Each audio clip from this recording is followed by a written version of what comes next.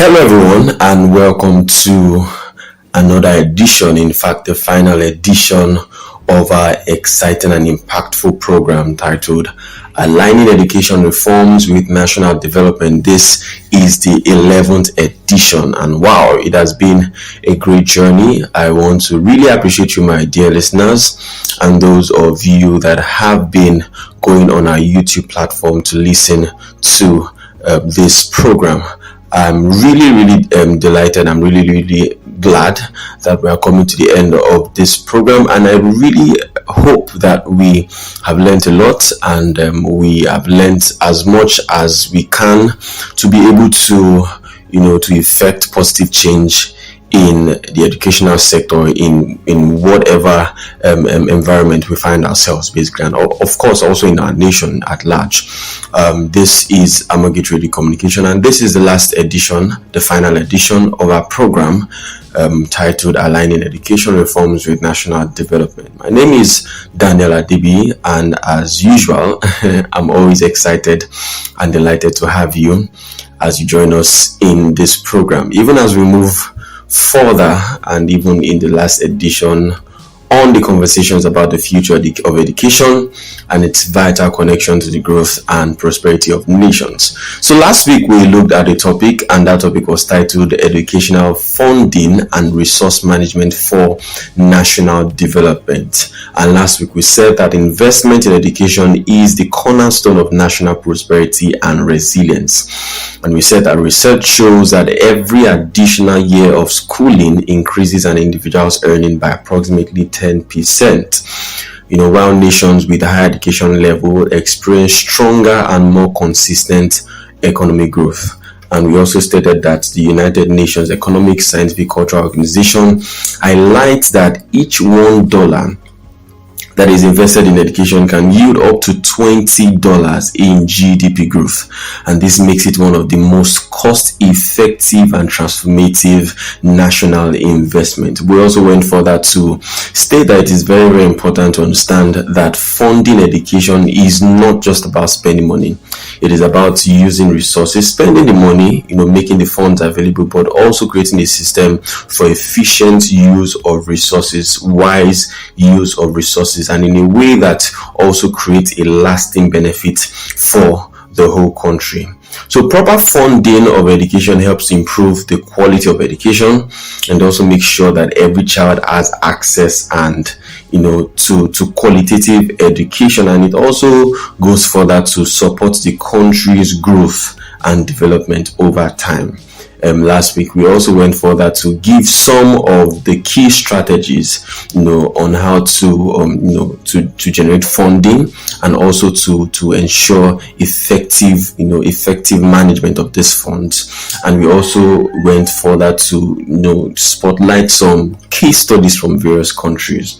And we also went further to look at how education can be funded sustainably. So moving forward, we'll be looking at a new topic today. And that topic is the role of civic education in shaping responsible and engaged citizens.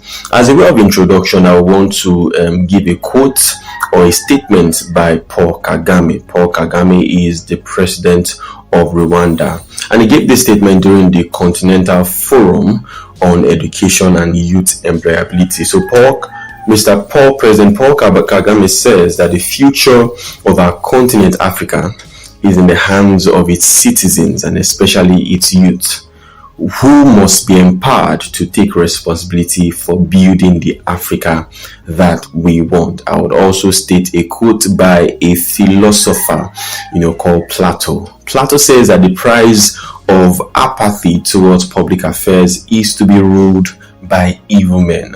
Both quotes basically, gives further voice to our topic, which we would be discussing today, and it's basically talking about the important and crucial role that citizens, civic responsibility plays in national development. So civic education is the deliberate effort to equip individuals with the knowledge, skills, values, and dispositions that are necessary to participate effectively in democratic life. It encompasses understanding political systems, appreciating fundamental rights and also responsibilities too, and also developing critical thinking, dialogue, and participation skills, which are necessary for citizens to be able to engage their society and also make reasonable input or reasonable contributions to the development of the society. So we are in a rapidly changing world that is marked by declining voter turnout, right? And a world that is also marked by rising authoritarianism, rising fake news, and civic apathy. Therefore, the importance of civic education has never been more urgent to discuss. So countries around the world are recognizing the need to mature, and also nurture informed and active citizens who not only knows their rights but are also able to uphold democratic norms, are able to respect diversity, and also contribute meaningfully to the society. So as the world becomes more interconnected and democracies face new and complex challenges, the role of education in shaping civic consciousness must evolve. Very, very important. So from misinformations online to civic unrest on the streets, today's issues demand citizens who can think critically, who can also act ethically and collaborate constructively. I'll take that again. Today's issues demand citizens who can think critically, act ethically, and also collaborate constructively. So civic education serves as the foundation of such preparedness. It builds character, it promotes national unity, and also ensures that individuals grow, and not just as job seekers or as professionals in their various fields, but as patriots, as change makers, and as stewards of the democratic process. So beyond the classroom, civic education builds bridges between individuals and institutions. It helps people understand how government works, why policies matter, and how to contribute to decision making. So more importantly, actually, it fosters inclusion, tolerance, and peaceful coexistence. And I want to state, according to the 2022 International Civic and Citizenship Education Study, civic knowledge among young people has declined in over 10 countries compared to the previous years. And this underscores the need for a renewed emphasis on civic learning in schools and in communities. And this decline in civic knowledge wasn't due to a single factor, but a combination of learning interruptions from the pandemic, strategic prioritization of civics in curricula, socio-economic disparities that biased access to civic learning, and also inadequate teacher support. So we'll be going further to really help us understand what civic education includes, and I'll be giving some key definitions of various things that civic education includes. Civic education is multidimensional and should be delivered in ways that are both theoretical and practical. And civic education includes, number one, civic knowledge. It includes civic skills. It includes civic values and also civic engagement. So first of all, what is civic knowledge? Civic knowledge involves teaching students about the structure and functions of government, teaching them about rights, responsibilities, constitutions, electoral systems, and also civic history. And this is very important because it lays the foundation for civic awareness and informed decision making. Number two, civic skills.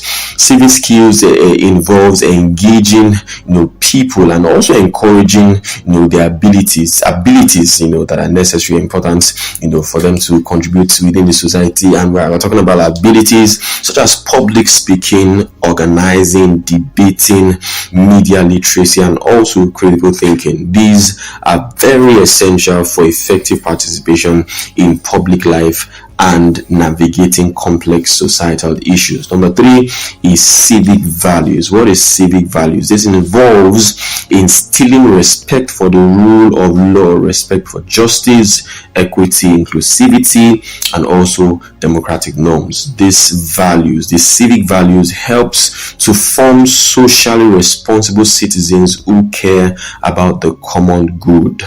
Right, very important. Finally, civic engagement. What is civic engagement? Civic engagement involves, the people's involvement, their engagement in community activities, engagement such as volunteering, peaceful protests, policy advocacy, and also electoral participation. Engagement empowers citizens to take ownership of national development. So when these are integrated, holistically, these components build individuals who not only understand their society but are willing and able to improve it. So quickly, we'll be looking at some global case studies and learning lessons. So we'll be looking at some case studies across continents, and we'll also be seeing some civic education programs that have proven transformative results both in and outside the classroom. The first one is the Project Citizens and Generation Citizens. It's a program in the United States. These programs immerse students in real-world issues, and they achieve this through structured civic projects, and also they research community problems, they evaluate policies, and also they present solutions to various issues or to various challenges in the society. So participants or students that were involved in this program, they showed improved civic literacy, greater confidence, and a higher voter turnout intentions, and this happened in the United States. Another example we can see in Uganda, and there's a program there called the U Report, and this program is powered by UNICEF, the United Nations International Children's Emergency Fund. This mobile-based civic engagement tools enabled youth to express opinions on national issues through weekly polls, and it's so successful that this platform has over 240,000 active participants, and these participants have influenced national policy responses in education and in health. They have been able to create direct data link. This program has been able to create a direct and also a data rich link between young citizens and policy makers. The U Report has embedded youth voices in the health and education policy landscape. It serves not only as a listening tool but also as an actionable mechanism that helps to bridge gaps, that helps to shape responses and also improve service delivery in real time. Also in the Netherlands, we can see the global citizenship education, and this happens in universities. Universities have introduced a mandatory global citizenship modules. These programs help citizens to build global awareness, also to ensure that they have a sense of cultural sensitivity, to improve their cultural sensitivity and also their ethical reasonings. And all these are essential in a diverse, democratic society. This project, which is the Global Citizenship Project, or the Project Citizen or the Generation Citizen program, it's very, very important, and it was able to improve civic awareness, and it was able to ensure great results, right? It was able to ensure great results. And also in the Zambia, we can see curriculum reforms happening in the Zambia. And in Zambia, we see that civic education is now embedded in secondary school curriculum, and it's also something that is also quite similar in Nigeria. Civic education is now embedded, is a core subject in both primary and secondary school education. And evaluations in Zambia showed that youth who went through this reformed curriculum exhibited more awareness of the voting procedures and awareness of their constitutional rights and responsibilities. Another example we'll be looking at is the Senegal. And in Senegal, we have the TOSTAN program. The TOSTAN program is a community-based approach that teaches civic rights, teaches democracy, and also teaches conflict resolution. This program has led to increased women's participation in governance and community-led initiatives, especially in the rural areas. And finally, in China, in Hong Kong, we see the university service learning. In Hong Kong, we see that in Hong Kong University, we see that civic education is now integrated into higher education through community service.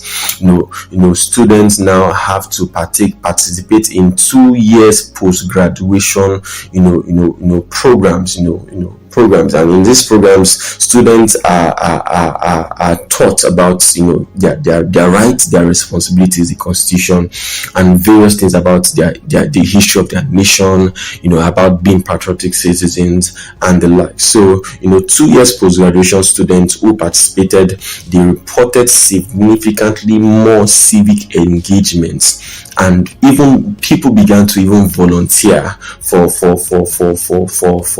various things in the society. They began to volunteer to come up with to help their societies and also make the nation a better place. So volunteerism increased and it improved within Hong Kong. So these examples highlight the global relevance of civic education and its capacity to build active, responsible citizens across different cultural and political contexts.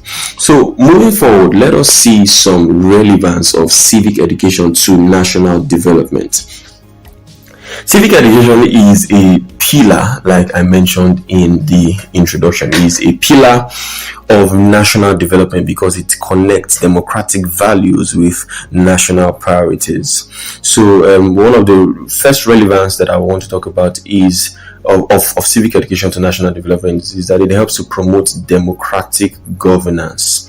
Civic education helps to promote democratic governance. Educated citizens are more likely to participate in elections, and also they are more likely to demand accountability and also ensure that rule of law is upheld, is being ensured. This fosters a stable governance or stable governance systems that are based on participation and legitimacy. And we can see an example in Canada. A data from Canada in the year 2015 gave this information that about 86% of individuals with a bachelor's degree voted in elections. 86% of individuals with a bachelor's degree voted in elections, compared to 66% of those with only a high school diploma. So 66% of people with a high school diploma voted, and while 67% with less than high school, with less than who barely completed high school, and this basically gives us further insight that the more educated people are, the more civic aware they are. They are aware of their responsibilities and obligations, and they are able to fulfill it. Very, very important. And in the US also, it is also seen that college graduates were nearly 40 percentage points more likely to vote in the 2020 election than those who did not finish high school. So that also stresses the fact that the more education, the more educated people are, the more they are able to participate in their civic duties, thereby ensuring they are able to contribute towards the overall national development. So number 2 is that it helps to reduce corruption and injustice. So when citizens understand their rights and the workings of public institutions, they are better equipped to report wrongdoings. They are able to resist bribery and other vices in the society, and they're also able to support anti-corruption efforts. Number 3 is that it also helps to enhance social harmony. Civic education fosters inclusion and mutual respect. It helps to it teaches to discourage violence, to discourage extremism, and also ethnic or religious intolerance, and it achieves this by promoting shared identity and dialogue. promoting shared identity and dialogue. For example, in a country called Kenya, especially in Uasin Gishu, county in Kenya, civic education was shown to strengthen social cohesion. Although students, civic knowledge scores were modest, the majority of students displayed positive behavior, and they were able to reduce ethnocentrism, and that indicates that civic education promotes mutual respect and harmony, and this was achieved in Kenya. Right, even though their civic education was modest, but they were able to tolerate each other, even people from various ethnic groups, and they were able to live, in peace and also harmony in society. Also, civic education helps to boost public service participation. Civic-minded citizens are more likely to pursue careers in public service. They are also more likely to volunteer for community causes, or even also take up leadership roles in civil society, and all these things would contribute directly to national development. When people are civic aware, they're able to contribute, they're able to participate. It also boosts public service participation. And finally, the final relevance of civic education to national development is that it helps to build collective responsibility. So informed citizens are more likely to protect the environment. They are more likely to support health campaigns. They are also more likely to advocate for people that are vulnerable or marginalized in the society, and this helps to strengthen the overall resilience of a nation. So all these are the relevance of civic education to national development. Number one, I mentioned that it helps to promote democratic governance. Number two, it helps to reduce corruption and injustice. Number three, it helps to enhance social harmony. Number four, it helps to boost public service participation. And finally, I said it helps to build collective responsibility. So moving forward, let us look at some of the advantages of civic education. Number one advantage of civic education, it helps to empower youth participation. It empowers youth participation. It nurtures confidence, it nurtures leadership and awareness in young people. It helps them to feel heard and empowered. So when youth are engaged early, even from teenage age, they become lifelong contributors, lifelong people that can contribute and impact their society even in the long run. Right. So number two advantage of civic education is that it helps to improve trust in government. Education reduces the distance between citizens and the states, and it helps them to understand how institutions function. It also helps to foster transparency, because these people would also demand transparency from the government, and also it helps to foster accountability and democratic trust. And these same people, we also call them leaders of tomorrow. So youths, who are leaders of tomorrow, would get into these political offices and they understand what it means to serve or to lead a state or the nation or a local government or a constituency. So it depends. So they will be able to deliver accountability, transparency, and also trust in government, basically. So number three advantage of civic education is that it combats disinformation and polarization. So with strong civic and media literacy, citizens are better equipped to analyze news.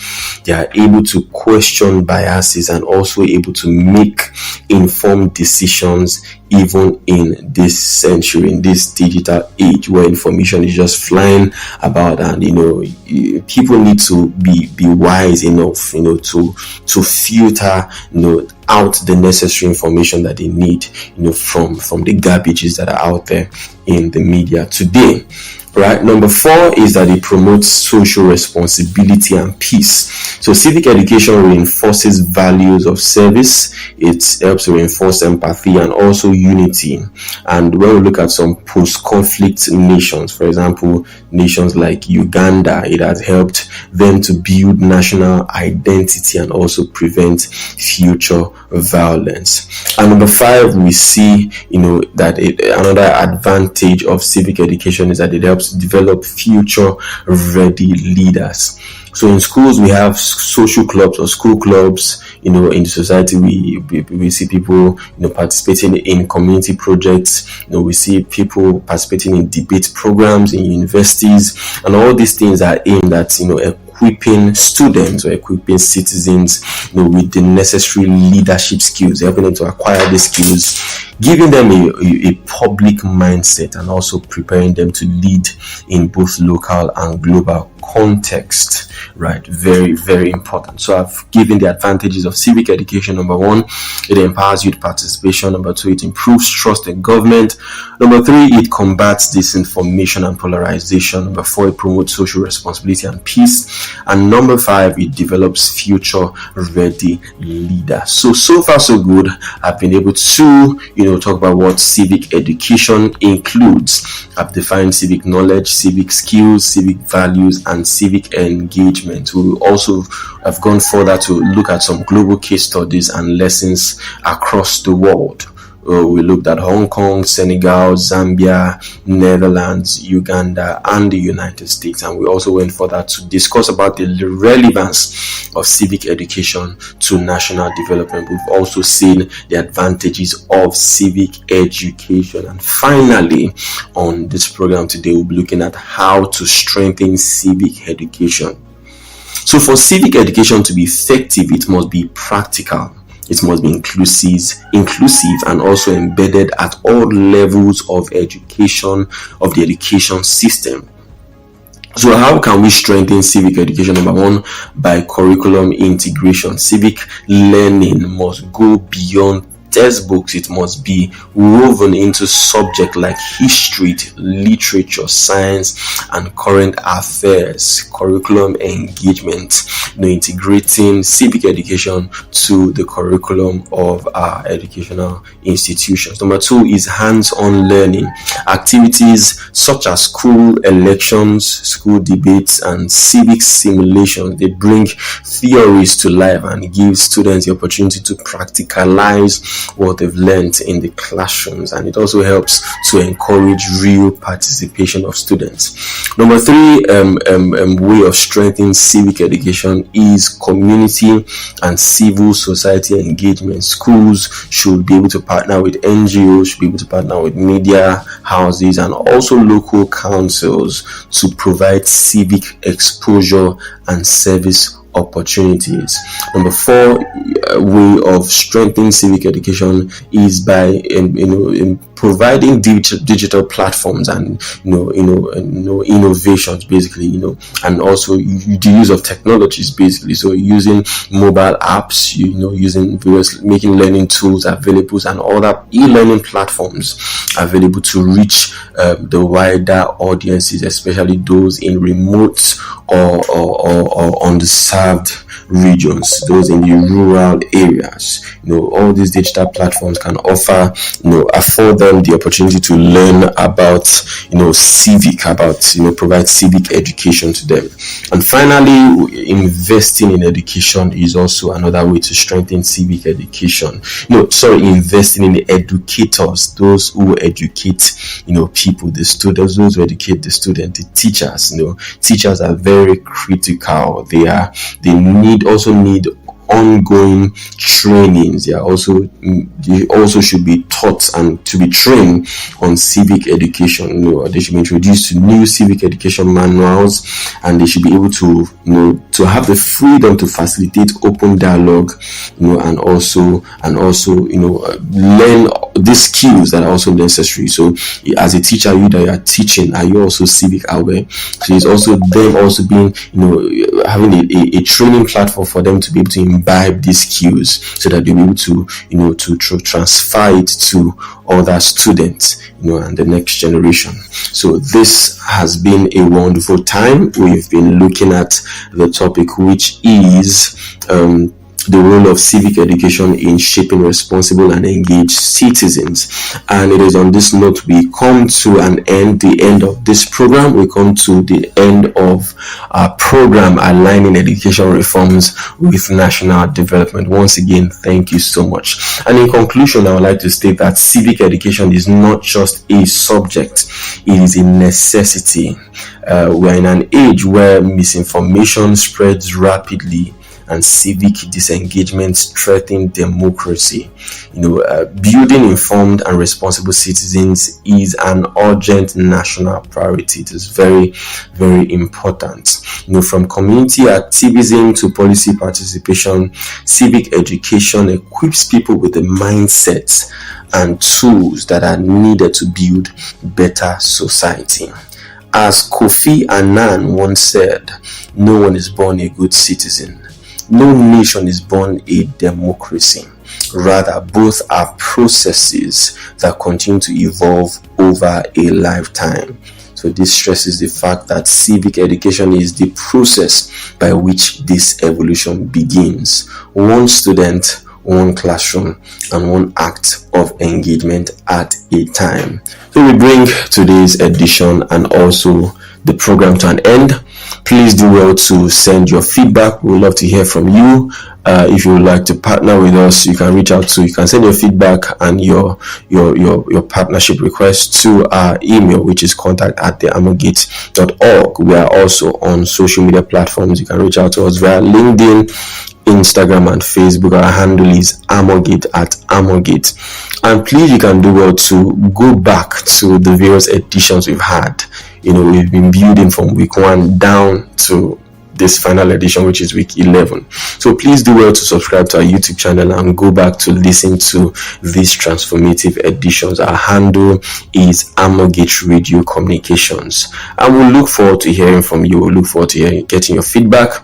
And it is bye for now. Thank you for staying tuned. Thank you for being a part of this program. We love you so much. Do have a beautiful week ahead. Bye for now.